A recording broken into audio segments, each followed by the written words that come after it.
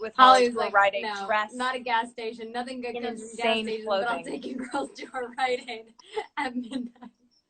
She did. Oh my and God. no one blinked because that's Los Angeles. Holly Hunter walked into a Rite Aid with 2 seemingly underage prostitutes because that's how we were dressed. And no one cared. No one really cared.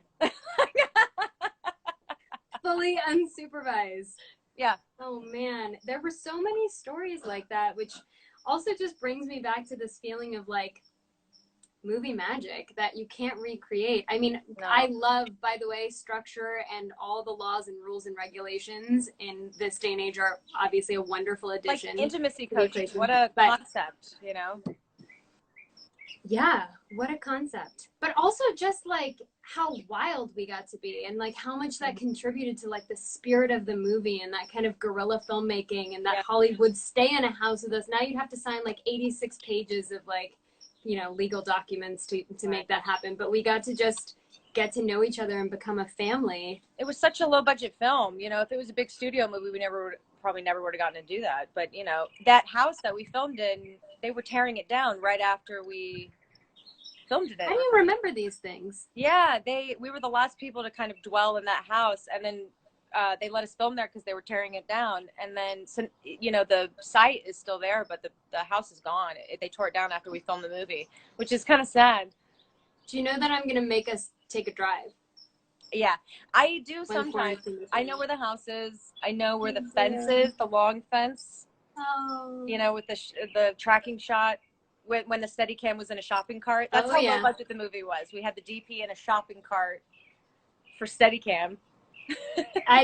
Do they know what scene you're talking about? I Where think you it got was the just when I stick was in your walking hand? along the fence, yeah, with the stick, and then Jeremy pulls up and tells me to get in the car right before the big A shopping showdown. cart. Shopping cart, yeah. There was Is a Red lot Bull of that. still I mean, on Melrose? you know what I'm thinking as we're talking? I'm thinking it would be so fun if you and I took a full day together, got in the car when we're allowed to get in a car together, right, and drove around to each location. We have to kind of wear similar clothes. Like I should get like a short wig. I bet they still have those fake tongue rings. I just had the worst vision of you and I in our low-rise studded leopard sewn pants with the like thong coming out of the top, and the like. How similar do you need the wardrobe? Okay, that's a good point. Actually, speaking of wardrobe, don't you have a couple of pieces? We were just talking about this. I do. Some of them are in storage, but I knew I had one here and I knew we were doing this, so I dug it out. So you might recognize this.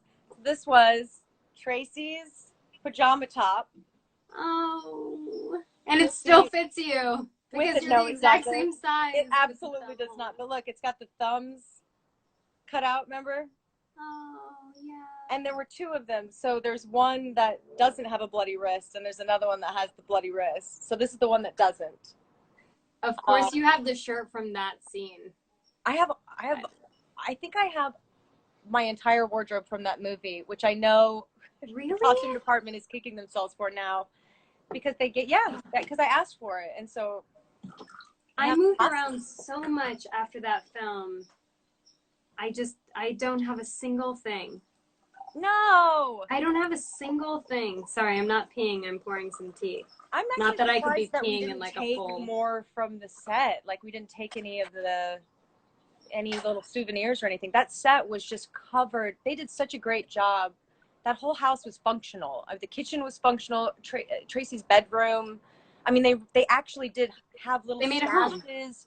Yeah, and little drug stashes were everywhere. Fake ones, obviously, but like the detail was pretty phenomenal. They had the. Well, you know, Catherine's background is in. She was an art director. She was a production designer, and so she really knew how to like walk in and build a world, which is part of what I think makes her such an incredible director. Is that, you know, your brain as a production designer is to like go and see an empty space and then build it out, you know, with your imagination, start to finish. And I think she really applies that in her world as a director. Yeah, 100%. 100%. Should we look at some of these coming in? Yeah. How do you even look at the questions? So I think they should be across my face at the bottom.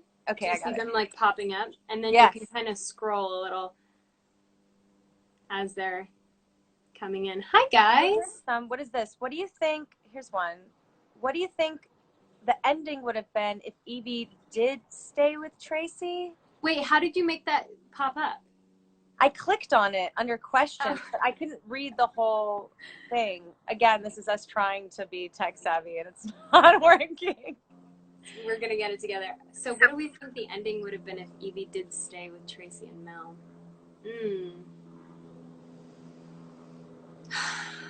I saw a lot of questions, by the way, about like plot questions and what would have happened if this or that or the next. And it's like to go into that now is so, I think they needed separation for sure. Like I can't imagine Tracy ever, being able to like take ownership of who she is and her path if Evie had stayed in that. Evie was so toxic for the family and I think, you know, I do often think about who she would have become, you know, and if we'd been able to like follow her journey a bit. And, you know, there's like the option of maybe she really got her shit together and became like a super cool badass woman who took all of her, you know, crazy childhood trauma and pain and like put it into something amazing, you know, like she became a child psychologist or something. And then I think about the other more obvious path, and I'm not really sure where she ended up. What do you think? Tracy and Evie? Yeah, if Evie had stayed. I don't know if Evie would have stayed. I mean, I feel like even if she was invited to stay, she probably would have left in the middle of the night or something. You know? She probably would run away. But yeah, because it got too real. Like yeah, I don't know. Like it probably would have, I mean, I think it was bound to kind of self-destruct, but yeah, I mean, hopefully, I don't know, Tracy's probably got a couple kids now and she's settled down, and yeah, Evie's probably like a life coach. She probably works with like teenage girls now to like help them get on the right path. That's what I would hope for sure. I got asked about Brooke and who Brooke actually was to Evie because it's true. I guess, you know, she's like references so many different things like caregiver, mom, aunt, friend. And I think we did leave a lot of things kind of vague for a reason. And that's because that's sort of life, you know, like not everything in life is crystal clear. And not to jump over to this, but the ending of the film is a perfect example of that. You know, we made a distinct choice, and Catherine really made a distinct choice to kind of end it without anything being wrapped up in a bow, because that's life. That's life. And also the story goes on beyond the end credits. You know, the real life story goes beyond those end credits. And so it just isn't a good representation of real life to have everything kind of perfectly explained, because that's where we're at. But Brooke was I think like a friend or an aunt, or like an aunt that she calls her aunt, but it's more like a friend who kind of took her in, who maybe was like a friend of her mother's or father's or something like that. And, you know, I definitely grew up with a lot of those girls who ended up and boys, sorry, who ended up in situations where, like, you know, their parents couldn't get it together or had them, you know, at an age where they just didn't feel they could take care of them, and they got passed around but didn't ever want to end up in like the foster care system. So you end up with friends of friends of friends. And I think that's Evie's story, you know, but everybody can so quickly become, you know, you see that, like, that part of her character is such it like cracks my soul wide open, because I see that in her, like that longing to just have a family, and she can call anybody her aunt or her mom or her, because in 5 minutes you can be that, because she just wants that so badly, you know? Right. Yeah. Okay, somebody asked if we ever swallowed the tongue rings. Nikki's tongue ring was real. Mine wasn't. I wanted to get it pierced. I know, and I wanted you to for so the bad. movie. And my mom was like, "No fucking way." Thank God. So I swallowed one of the fake tongue rings. You did? Yeah. Oh man. Only one. What were those, like magnets? They were suction cups. It was like a bead, and when you slid it onto your tongue, it like sucked. And the other side of the tongue with it? Yeah, it was like a suction cup kind of thing. But what about your belly button? Did you ever There's a story in there, and it's buried, and I want to uncover it. Well, it kind of got pierced. It got like by me. half pierced by you accidentally. I'm so sorry. We were trying to make it look real. Yeah. Yeah. They don't teach you. There's an intimacy coach, but there's no belly button piercing coach. Yeah. There's no, yeah. And I think they gave us like a real needle. Yeah. It was like a little dull. It was like dulled. It was a dull needle. Yeah. They took a needle and then dulled the top, and they're like, "You guys are good, right?" And then 3, 2, 1, come on, Nikki, give it all you got. I used to have a little scar there, but I think it's kind of gone away. Sorry about that. Yeah. I think we both accidentally, hit each other once when we were doing the hit each other. So, oh, yeah, man. I think we both did we? We both grazed each other's chins a couple times, I think. I blocked that out too. I'm trying to read some of these. What's totally this movie called? Yeah. Do you guys know each other? Okay, there's definitely some fun ones in here. There's definitely some stuff we don't need to answer. Favorite scene to play? Yeah. Did you click on that again? I just clicked on it. There's a box here with a How do you click on it? Question mark, and I click on that, and then there's questions. Okay, favorite scene. Ooh, you go first. My favorite scene. What? What?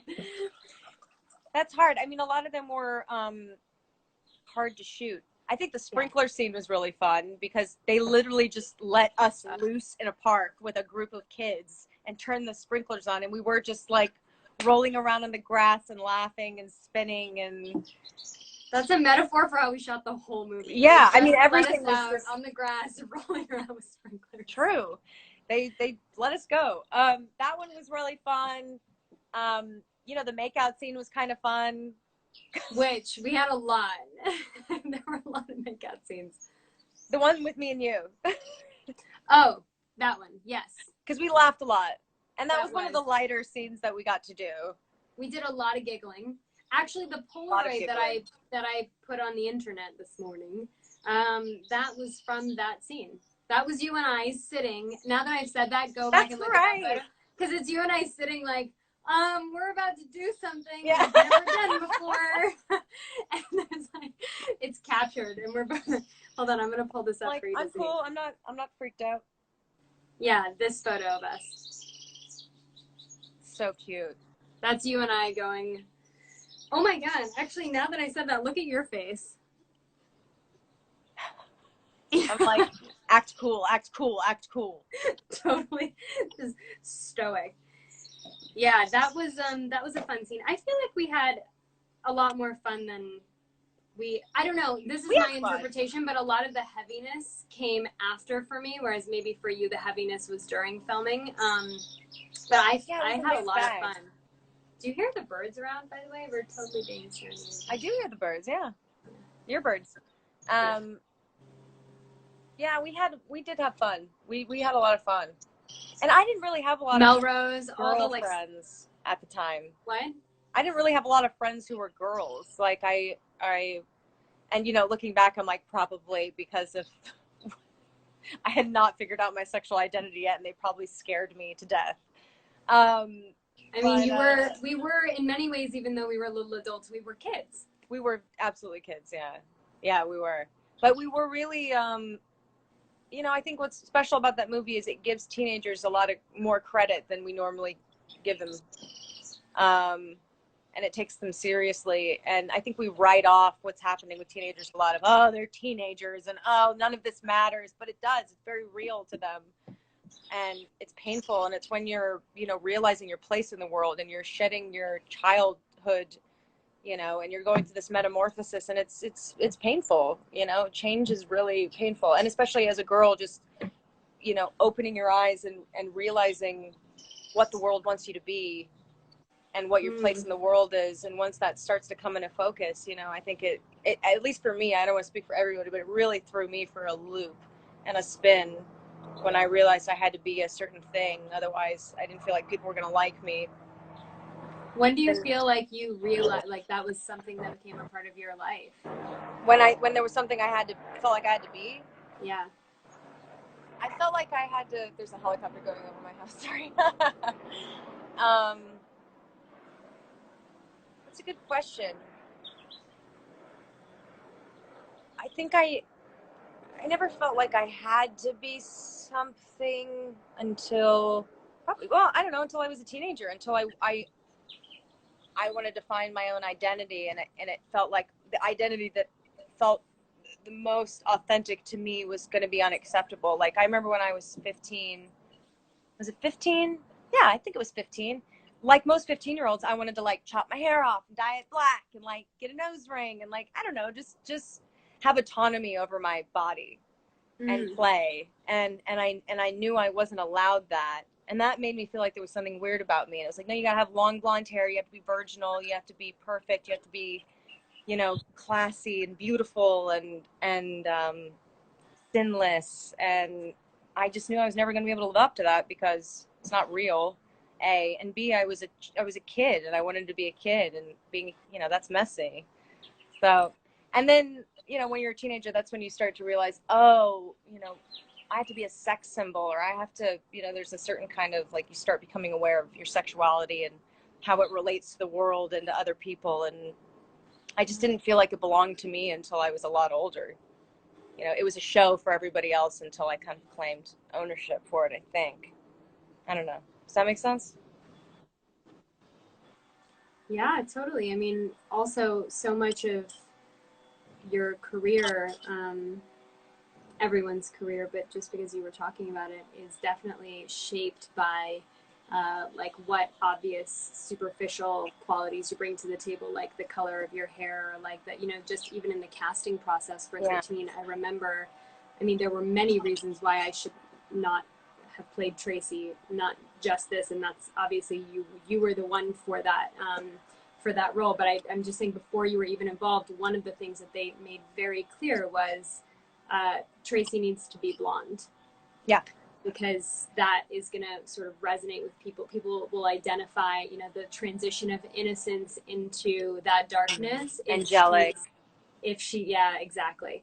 And just physically, it was just always so funny to hear that I couldn't physically portray what people would envision a character that was based on me, right, being that I couldn't ever. It was just always such an interesting, and I think that for me was the first time I had ever realized, because prior to that, you know, I had never done anything before in the acting space, and that was the first moment for me where I was like, oh wow, there are two parts to this for sure, and one is you have to speak to what people can relate to on a just like a totally you know, surface level.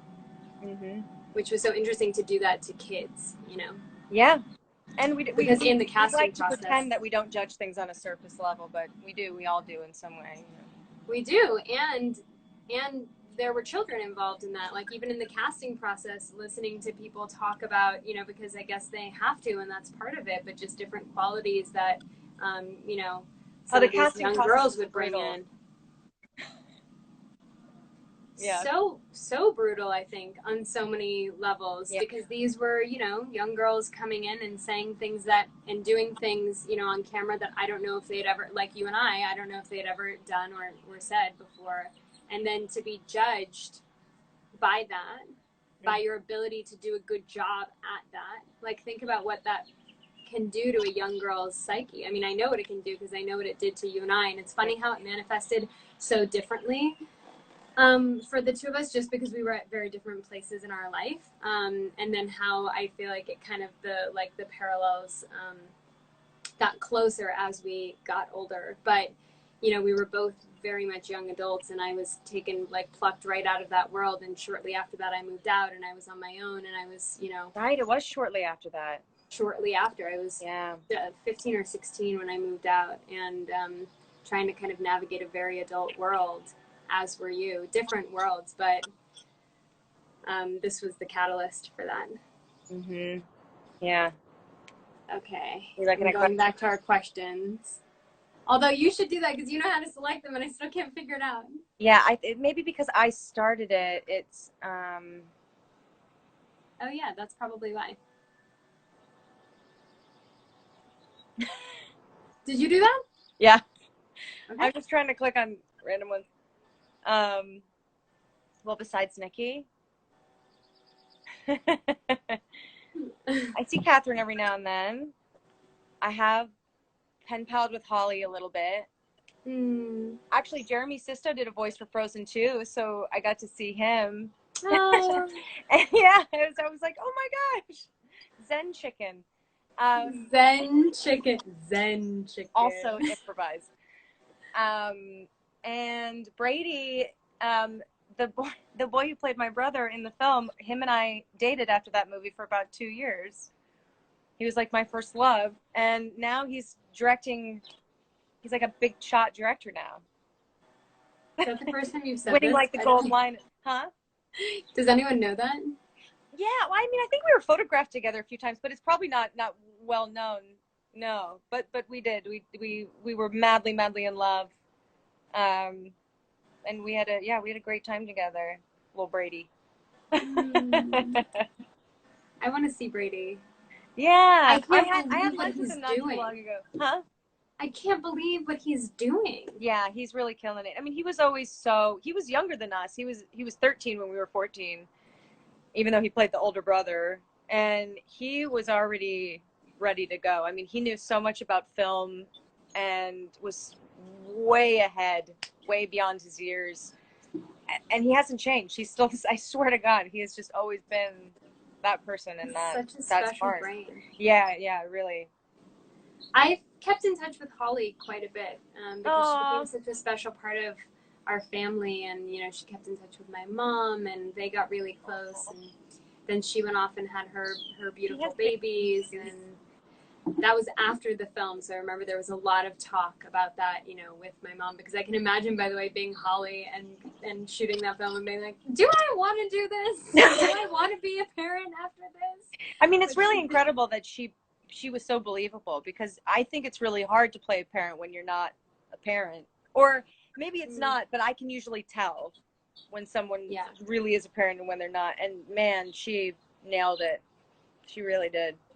I don't know how she did it. I think one of the things that she really, I think, just did such a beautiful job with was, and I've been talking a lot about this lately, which I told you on the phone earlier, so now this is really in my mind, but she kind of danced with, am I a friend? Am I a parent? I want to set boundaries, but I kind of don't know how, but I kind of just really want them to love me, and that's my own shit that I'm bringing to the table. And she just did such a good job being that parent friend, doing that thing that and all parents really want to figure that out, because at the end of the day, you just want to have a great relationship with your kids, and she so just you don't didn't know what to do. She didn't have the tools, and she did such a good job. I know, that's the thing. They did such a good job at humanizing her and showing this. And honestly, now that I'm a mom, I love what they did with that character even more, because she was a whole person. She was a sexual being. She was a mother. She was she was insecure. She was strong. She had her own history, backstory. With the being an alcoholic, and she was a well-rounded mother person, which you never really get to see in movies that much, or not a serious or accurate interpretation of it. I don't think, anyway. I think it's rare. So I love what she did with that character, and I love the way it was written and how she was trying so hard, and just, like you said, just did not have the tools. She did not know what to do, but that didn't mean she didn't love her daughter. So she was just so human, and so and all of her flaws were kind of put on display, which, by the way, part of why I get asked a lot, would I ever be able to make this film now? And I'm curious to hear your answer too on this, and what you feel, how you would approach it now. But if I had known then what I know now about the repercussions of putting your life on display in such a, it was done in such a forthcoming, it was shocking. Yeah. It was full of innocence, and I was totally just naively putting this into the world. But what comes from that is so much heavier than I could ever have imagined. And what I did to my family as a result of that, I think, will be the the thing that I'll carry with me forever as, you know, I don't want to use the word regret because I don't really live with regrets in that sense, Yeah. but I could never do it again. But I did it because I didn't know and I was a kid, but I could never do that again because in telling a story that is so human, you have to take humans and put them out there, but you're still telling only one aspect of it's one perspective. It was my perspective. It's one dimensional, even though it feels like it's not one dimensional. It is in many ways, you know, it's the perspective of a kid. And that's, you know, what made 13, I think, in many ways so special because it had that realness and felt so raw. But it's a perspective we don't often get to see. Yeah. But if that story was able to be told through, you know, through Holly's eyes or Jeremy's eyes or anybody else, like, or even through Brady's eyes, it would have been a different, sorry, I'm not using their character names. I meant Mason. But I'm just saying it would have been a different story that we were telling. And because it was through Tracy's eyes, it caused a lot of pain, you know, later on. And I would never be able to do that again. I'm glad it happened and it touched so many people, but I would never be able to do that again. Mm-hmm. Well said. Do you think you could do it now? No. And honestly, I don't think I'll ever be that good again. Like, I think I'm good. Don't get me wrong, but like that, I'm serious. I really mean this because it was pure. It was so pure, and it was when no one really knew who I was. Like, I had some recognition from some shows that I had done, but like not, you know, nothing compared to after 13. And so there was no expectation to live up to, and I was such a serious little actor kid, as you know, that, you know, like it was just about the performances and it was just about telling a story and working with people like Holly and it was such a difficult thing to shoot, and it was just, I don't think I could do it again because I wouldn't be able to let go in the same way, because I would have all this stuff hanging over my head and all these expectations and, you know, Evan Rachel, you know, I was Evan and then I became Evan Rachel Wood, and that's its own thing, you know. So no, it was pure. Again, it was lightning in a bottle. It's a once in a lifetime kind of thing where all the pieces fall together exactly as they should. And I was in the perfect time in my life to be able to draw upon those emotions. What was it like? And I had you, and you were raw and right there with me, and you got it, and it was real, and I felt safe with you, and I don't think I would have been able to film that movie if we hadn't had that either, you know. What was it like filming the all the cutting scenes for you? That was rough. It was hard, you know. I think I understood it, you know.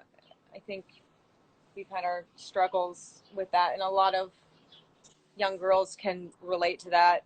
It was one of the reasons I took the film, was because of those scenes, because it was something that just wasn't being talked about at the time, but something that I understood and related to, and that I knew a lot of girls were struggling with. But like, I really didn't know there was a word for it. I didn't know that it was a common thing. So when I read it, I was just happy that people were going to get to see, you know, the dark side to being a young girl. And I remember filming those scenes and being in a place. I think I always had to have a family member on set when I did those scenes, because after every take I had to kind of go and like bury my head in my brother or call somebody. And I remember just telling Catherine, you know, I'm going to tell you how this works, and just film, and I'll, you know, she should have a towel in this drawer. She should have the things here. It should be a ritual, like she's done this a million times. Like, this is one of the cool things about Catherine, is that she listened when it mattered, you know, and when we related to something, and whenever we were allowed to call bullshit on things. I feel like if it didn't feel real to us, we were allowed to say something, and she listened, because that's what the movie was about. And she, you know, there was no ego. No, it was about authenticity. And so, and again, she was so sensitive to what I was going through in those scenes. Like, I don't even remember I don't remember anybody being in my face. I just remember going to a place and and doing Yeah. it. And it was, yeah, it was hard. It was exposing and sad, but you know, there was something very cathartic about it at the same time. But it's weird to go back and watch that movie. Like, I thought for a second we were going to be watching the movie I know. while we were doing that was your idea, and we can't figure out how to do it. I know. We'll do it one day. But to do that would be so, I mean, it's so I really want Sinespia to do a 13 night. I'm just saying, let's Wait, you want what? I really want Sinespia to do a 13 night, like in the Hollywood Forever Cemetery. Put it out there. Come on, guys. Like, that would be awesome. And I Put know that a out lot there. of fans would be digging that too. Can you imagine the photo booths? Come on. Yeah. Let's get on that. Anyway, but I was like gearing up to watch the movie. I was like, okay, all right. Yeah, you have to gear I'm gonna have to watch it. 13 today. Okay, this is gonna be a journey. It is. It's always a journey. I can barely Intense. make it through the film. I mean, how many times have you? I've only seen it. Honestly, I watched it obviously a lot at the time, like in that 1 to 2 year period, and then there was like, I don't know, like a 9-year period where I totally kind of like blocked out that whole experience, and then I remember seeing it again, and it was like literally like there were moments where I had to pull a knife out of my gut. I was like, because it just takes your breath away. And every time I watch that film with a few more years of knowledge under my belt, it's like you see, it's like you bring a different perspective to it, and you're like, oh God, now I'm watching this as, you know, as an adult, or and now I'm watching this as a mom, and now I'm watching, and you're like, you know, you see it with a different lens every time. Every time. Yeah. And I spent many years feeling, I think, like kind of resentful and angry at what, you know, I talked about that briefly, and I won't dwell on it, but like kind of the sadness and resentment that I felt because of the experience later on with my family. And so I spent many years, I think, not wanting to see it for that reason. Like if I ignored it and it went away, then it kind of didn't exist, and I didn't do all, you know, I didn't create that pain. And then it took, you know, kind of revisiting that, like with a more peaceful relationship with it, to go, wow, I see a lot of the beauty and the healing that came from that. And it kind of offered it back to me later on in a weird way. But also, you know, I think some of the pain I felt went away when you and I became, you know, I love that I'm going to talk about this on a live, but I didn't realize how hard it was for me when you and I broke up. You know, we broke up. It was a teenage breakup. Yeah. It was a breakup, and there's so many reasons, and you know, you can talk about them if you want, or we don't have to, but there were so many reasons, mostly to do with, it was an unfortunate kind of consequence of like young actor syndrome, where we were sort of, you know, big systems like to pit women against each other. They just do. And like, I think we were both kind of got swallowed up by a sea of weird competition that people had kind of placed on us, which was so unnecessary. Because we were kids and we were friends, and like it got weird really fast. Yeah. And it was sad. And my heart was so broken for a minute, for a long time actually, and I didn't realize how long until we became friends as adults again. And by the way, not like there was like a 10-year feud or something weird like that. We just, after we didn't have a feud. Broke up. We just didn't speak and drifted away. And drifted away. We both felt like the other one didn't like the other one, and it was, and for no reason whatsoever. And I remember when honestly, it was everybody else's drama around us. Totally projected on us.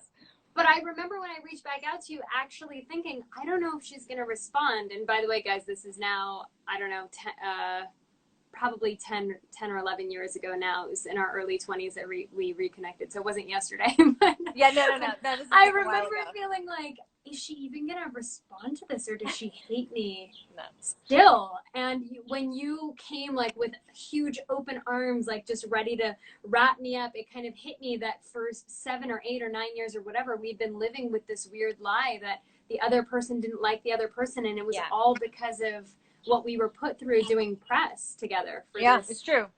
And I think that's also normal for teenagers too. I don't know. I remember going back, you know, to like a reunion with a lot of my friends from middle school, thinking everybody hated me, and nobody did. You know, you just think that you're just really hard on yourself. I wish everybody could kind of go back and talk to those people, because I think you'd be surprised at just how much, you know, is just a story we tell ourselves in our heads that we're bad. Um, Oh, and wow. either way, like, even if you had done something crazy when we were 13, we were 13. Like, I would never hold anything over your head. That happened when we were teenagers. I mean, come on. That's crazy. But I he know. didn't do it. And He ditto. hadn't done anything. Yeah. And ditto. Yeah, it was just a weird thing that happened where Yeah. suddenly we went from being friends We got to put like into the walking system, into man. what? We got put into the system. That's what happens. We did. For me, it wasn't so much like I didn't read or see anything. I think there was just like an overall, like an energetic, what? More like behind the scenes. Yeah, behind the scenes and like an energetic thing that happened where everyone suddenly would go like, do you guys need separate dressing rooms? Do you guys, is it okay if we announce you at the same time when you walk on stage? And all these things that came into it. And we're like, what? Like, how is there, what do you mean? Like, why are there rules? And why should I not be okay with that? Should she go first? Should I go first? Is there a reason why you're asking that? And then it got so weird. Yeah. It got so weird. And here we are now. And here we are now. But that was a moment for me, circling back, that was a moment for me, when we finally reconnected where I could like reconnect with the film that many years later.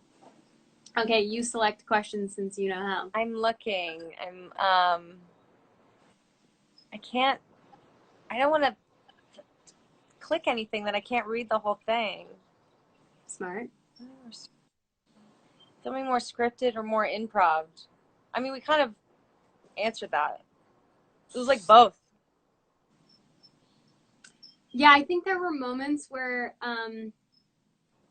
definitely a lot of like the physicality was improvised, I would say. Yeah. A lot of, I don't know if you think, just based on your experiences that followed on different sets, if you felt like this was unique, but I know that every project I was a part of after this film didn't like, you don't get the freedom to like explore and play and experience. And because this was my first film, I just thought this is how it would always be. But Catherine would literally bring us into a room, you, me, Holly, Jeremy, and say like, okay, guys, do it. Yeah, just do it. Do it, and then whatever you do, we're going to figure out how to get that later. And that was how this film was made. And then after that, you walk onto sets where like directors walk you in and say like, okay, so we've blocked this already. Yeah. And here's where you're going to go and what you're going to do. And if you try anything else, we're not going to get that. It was just takes all the creative juices out of the artist when you do that. Like, it's a bummer now. I've noticed it too when you come on the sets and people just block it out for you and tell you what to do instead of asking your input, or I don't know. There's an art to that as well, by the way, and it's a nice skill to kind of, I guess, know and learn, and it's like it's a very different skill, obviously, following direction in that way. Yeah. But I feel like it should be a give and take, It's definitely more of a. But it was very specific the way Catherine allowed us to experience that. It was like, okay, you guys do what you want to do, and then we're going to figure out how to make sure that ends up on film. Mm-hmm. And film, by the way, we shot on film. We did, and we shot only about 9 hours a day because that's all we could work legally. And normally, what is it, 18-hour days or something? And probably all we could afford. Yeah. Film-wise.